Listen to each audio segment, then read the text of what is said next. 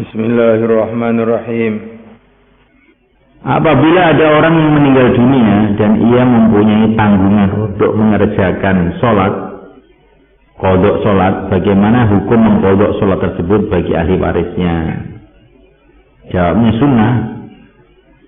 Bukan ahli warisnya saja, bahkan orang lain pun juga disunahkan. Nah, ini ada khilaf antara para ulama. Ada yang mengatakan harus diqadha, sunnah diqadha, bahkan wajib diqadha. Ada yang mengatakan tidak.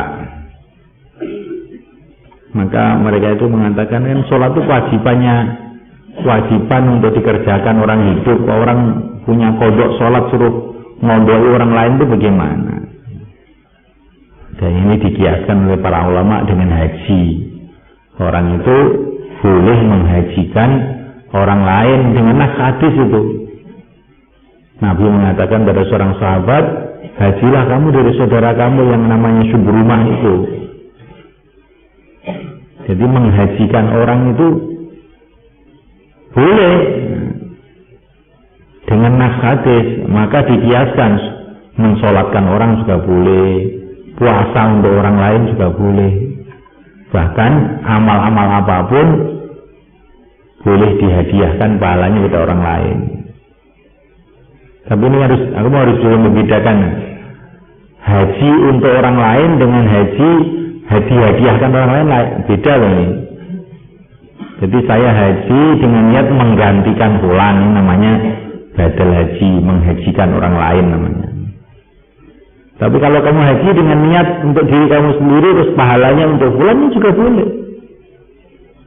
Jadi kalau orang mati punya hutang haji, maka diwajibkan keluarganya menghajikan dia. Saya sebagai wakilnya dia haji. Gitu.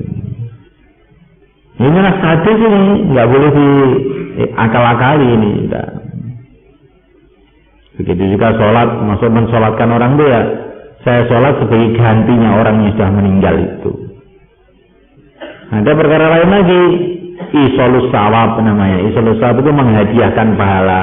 Itu lain lagi, saya sholat untuk diri saya sendiri, pahala saya hadiahkan kepada fulan, ini juga boleh. Ini dikatakan para ulama, sebagaimana orang iman ini diperintahkan kerjasama, bantu-membantu urusan materi, juga mereka itu diperintahkan bantu-membantu urusan amal, urusan pahala.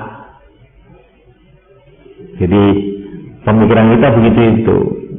Bantu duit boleh, bantu pahala juga boleh gitu. Termasuk wa ta'awanu 'alal birri wat taqwa. Dan ini hadisnya banyak sekali. Ada hadis juga kalau orang tuh mati, idza mata ibnu adam inqata amaluhu. Kalau anak Adam tuh mati, putus amalannya. Kecuali dari 3 perkara, sedekah jariyah, ilmu yang diambil manfaat, dan anak yang mendoakan. Yang lain kan nggak bisa. Pahala dia terputus kecuali dari 3 perkara ini. Ini lain lagi, pembahasannya bukan masalah pahala dia. Pahala saya hadiahkan, lain enggak? Yang dibicarakan para ulama, pahala saya hadiahkan itu boleh atau tidak? Siapanya boleh, seperti haji tadi itu.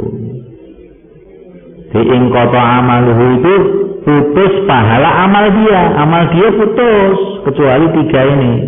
Apa? Sedekah jariyah, ilmu yang bermanfaat, kemudian anak soleh yang mendoakan. Itu pahala dia putus selain dari 3 itu. Masalah yang kita bahas ini bukan masalah pahala dia memang sudah habis. Ini pahala saya berikan, ini boleh.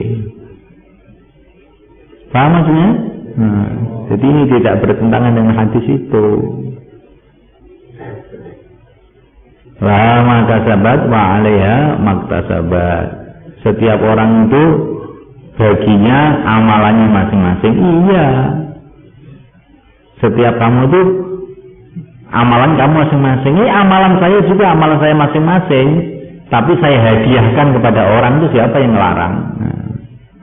Memang saya itu punya pahala, saya hadiahkan kepada orang, kenapa nggak boleh? Dan ini sudah dinas oleh Nabi dengan itu tadi, apa itu, menghajikan orang lain. Bahkan ada hadis, man mata wa alisyam soma'an waliyu, barang siapa mati punya utang puasa, hendaklah keluarganya puasa sebagai gantinya. Jadi kan bisa transfer pahala. Maupun ini adalah satu fasilitas, satu kemudahan, satu anugerah yang Allah berikan kepada orang beriman, boleh gotong royong saling memberi hadiah pahala. Sebagian ulama berpikir lebih dalam lagi. Kamu menerima pahala yang dihadiahkan orang Islam itu sebetulnya hasil amalan kamu sendiri. Loh, Pak Musa, iya, gara-gara kamu masuk Islam, maka kamu dapat keistimewaan itu. Jadi itu sebetulnya sebabnya kamu sendiri sebenarnya. Supaya kalau kamu tidak iman, maka pahala siapa aja nggak bisa datang kepada kamu. Jadi kalau disederhanakan, di antara pahalanya orang yang beriman, di antara pahalanya orang yang beriman adalah bisa menerima pahala dari orang yang beriman yang lain. Jadi maknanya menerima pahala itu sebetulnya sumbernya kamu sendiri sebetulnya itu. Seperti kamu mendaftarkan diri jadi santri, akhirnya dapat fasilitas macam-macam. Ada selamatan, kamu diundang, kalau nggak santri padahal nggak diundang, umpamanya.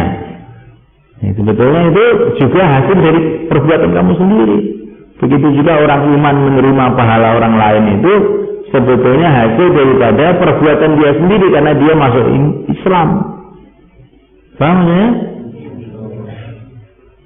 Masa itu orang menerima pahala orang lain? Enggak kok, teman-teman.